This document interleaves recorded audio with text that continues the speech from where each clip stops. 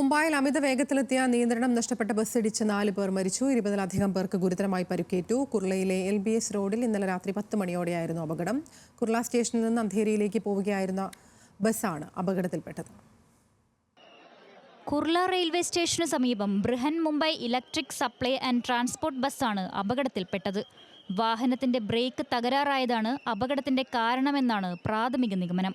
ബ്രേക്കില്ലാതെ നിയന്ത്രണം നഷ്ടപ്പെട്ട ബസ് കാൽനട യാത്രക്കാർക്കിടയിലേക്ക് പാഞ്ഞെടുക്കുകയായിരുന്നു.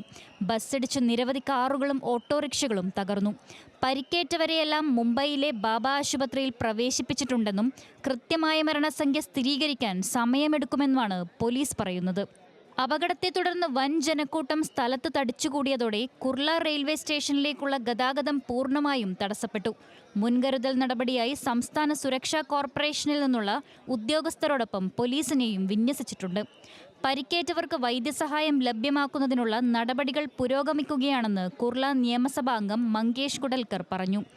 അപകടത്തിൽ മരിച്ചവരുടെ കുടുംബങ്ങൾക്ക് നഷ്ടപരിഹാരം ഉറപ്പാക്കാൻ സർക്കാരിനെ സമീപിക്കുമെന്നും നിയമസഭാംഗം വ്യക്തമാക്കി. National desk news Malayalam.